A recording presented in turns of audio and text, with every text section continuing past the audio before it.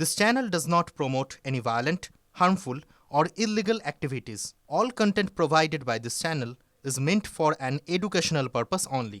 ন্যাজাট কাণ্ডের পর 48 ঘন্টা পেরিয়ে গেছে, কিন্তু এখনো বেপাত্তা আলিম মোল্লা।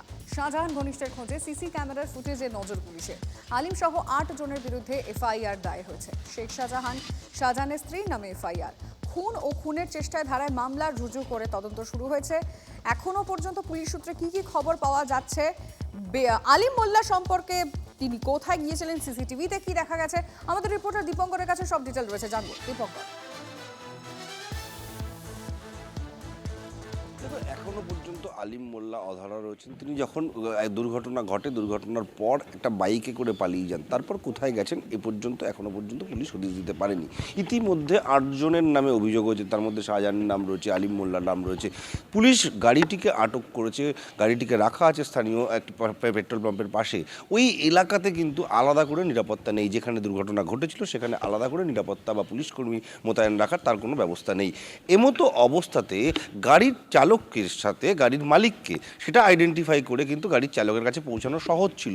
এখানেই যারা দুর্ঘটনায় কবলে পড়েছেন বা ওই এলাকার মানুষজন প্রশ্ন তুলছেন, গাড়ির চালককে ধরে কেন ড্রাইভারের কাছে পৌঁছানো হচ্ছে না, বা গাড়ির চালককে জিজ্ঞাসাবাদ করে কেন ড্রাইভার কোথায় আছে সেটা জানা হচ্ছে না। যদিও পুলিশ সূত্রে জানা গেছে সে এখন পালিয়ে আছে, যদিও তাকে ধরা হয়নি, তবে খুব দ্রুতই আলিম মোল্লাকে গ্রেপ্তার করা হবে এবং এই ঘটনার পেছনে পরিকল্পনা ছিল নাকি এটা দুর্ঘটনা সেটা তার পুলিশ খতিয়ে দেখবে। কিন্তু সাধারণ মানুষ এবং বিজেপি দুটো ওই পরিবার প্রত্যেকেরই অভিযোগ, তুমি জানো যে ইচ্ছাকৃতভাবে ওই গাড়ি আসে এবং গাড়ি এসে ধাক্কা মারে এবং একবার নয় দুবার ধাক্কা মেরে গাড়িটিকে নয়নজুলিতে ফেলে দেওয়াটাই উদ্দেশ্য ছিল। সেক্ষেত্রে আলিম মোল্লার একটা গুরুত্বপূর্ণ ভূমিকা ছিল, যিনি গাড়িটা ড্রাইভ করছিলেন। অর্থাৎ ওই গাড়ির ড্রাইভারকেই প্রাথমিকভাবে পুলিশ খুঁজছে। পুলিশ এখনো পর্যন্ত তাকে ধরতে পারেনি, কিন্তু পুলিশ মনে করছে খুব দ্রুতই আলিম মোল্লাকে গ্রেপ্তার করা হবে। একেবারে তুমি নজর রাখো দীপঙ্কর।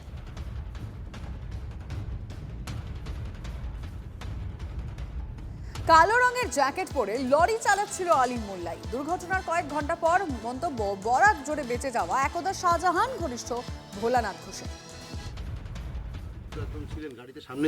একদম সামনে যে গাড়িটা ধাক্কা মারলো আব্দুল আলিম মোল্লা কি ছিল? একদম নিজে চালাচ্ছে, ও তো হাফ জ্যাকেট পরা কালো রকম দেখতে পাচ্ছি, যখন মাথায় এরকম ঘুরি মারছে আমাকে। আপনি দেখেছেন আলিম? একদম 100 মধ্যে 100। তারপরে কি ও চলে গেল বাইকে করে? তারপর আমি তো আর বুঝতে পারবো না। এই আলিম মোল্লা কি শাহজাহানের ঘনিষ্ঠ? তো বোধহয় ওয়ান্টেড। হ্যাঁ ওয়ান্টেড, মানে বোধহয় 12-14টা নোটিশ খেয়েছে, তারপর বোধহয় অ্যারেস্ট ওয়ারেন্টও বার করেছে সিবিআই ওনাকে। পুলিশি তদন্তে আপনি ভরসা রাখছেন? একদম একদম একদম পুলিশি তদন্তে ভরসা রাখছেন নাকি? একদম নাকি সিবিআই তদন্ত চাইছেন? না, পুলিশ নিশ্চয়ই। আচ্ছা, বড়বাবু নিজে কথা দিল যে আমার একদম বড় সাহেব তখন সবাই আমাকে দায়িত্ব দিয়েছে, আমি দেখছি আপনার ব্যাপারটা কি করতে পারি, কতটা ডেভেলপ। পরে যে আপনার উপর হামলা হবে না তার কি? আর হলেও আর কিছু আসে না, কারণ যখন ছেলে চলে গেছে আর আমাকে মারলে আর কি হবে, আর একটা ছেলে তো বাড়ি থাকে, সেই দেখে নেবে।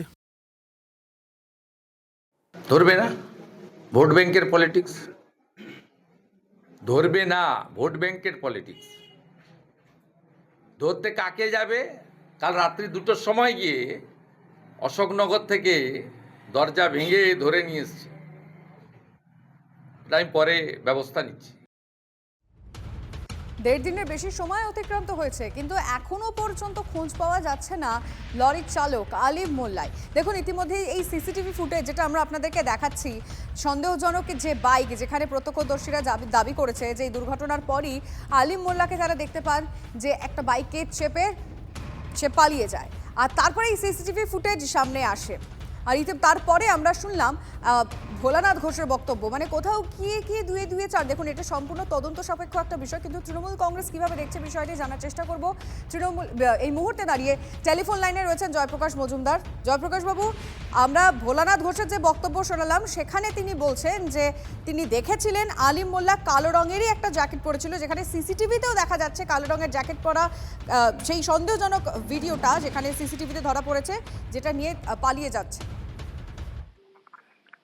দেখুন, ঘটনা ঘটার তিনি দেখতে পাচ্ছেন, যিনি অভিযোগ করছেন তিনি দেখতে পাচ্ছেন লোকটিকে পালিয়ে যাচ্ছে এত ভিভিডলি, এত পুঙ্খানুপুঙ্খভাবে সব, কিন্তু তিনি পুলিশ থানায় গিয়ে এফআইআর করতে 36 ঘন্টা সময় নিলেন কেন? সাংবাদিকরা পৌঁছে সাংবাদিকদের কাছে তিনি বাইট দিলেন, ইন্টারভিউ দিলেন, পুলিশ থানায় গিয়ে 36 ঘন্টা পরে গিয়ে তিনি কমপ্লেনটা করলেন। এর কারণটা কি, রহস্যটা কি? এক। দ্বিতীয়, পুলিশ 48 ঘন্টা ঘটনার পরে হলেও অভিযোগের পরে 24 ঘন্টাও হয়নি, এটা মনে রাখা উচিত এই মিথ্যেবাদী অধিকারী। জয়প্রকাশ বাবু, যেটা শুভেন্দু অধিকারী বলছেন যে ভোট ব্যাংকের জন্য এই চালককে ধরা হবে না, আপনি কি বলবেন?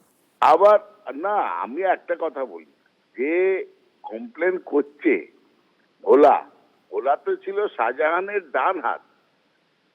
অসংখ্য অত্যাচার, রেপ কেসের অভিযোগ তার বিরুদ্ধে।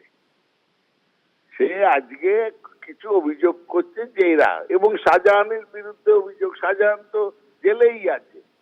শাহজাহানের নাম হচ্ছে নাকি 1 নম্বরে আছে তার অভিযোগে। তো শাহজাহান তো জেলেই আছে। আর পুলিশ বাদবাকিদের যে ব্যাপার বলা হয়েছে, পুলিশ তদন্ত করে ধরবে, দেখবে, এতে আবার বলার কি আছে? কিন্তু ঘটনাটা মিথ্যে কথা বলে প্রচার করা উচিত নয়। আসল ঘটনাটা বলা উচিত, যেটা আমি বললাম, যে এটা তথ্য, যে ঘটনা ঘটার পরে মূল যিনি সঙ্গে ছিলেন সেই ভোলা, সে অভিযোগ করেছে 36 ঘন্টা পরে, আর সেই অভিযোগের পরে এখনো 24 ঘন্টা হয়। আপনাকে অনেক ধন্যবাদ।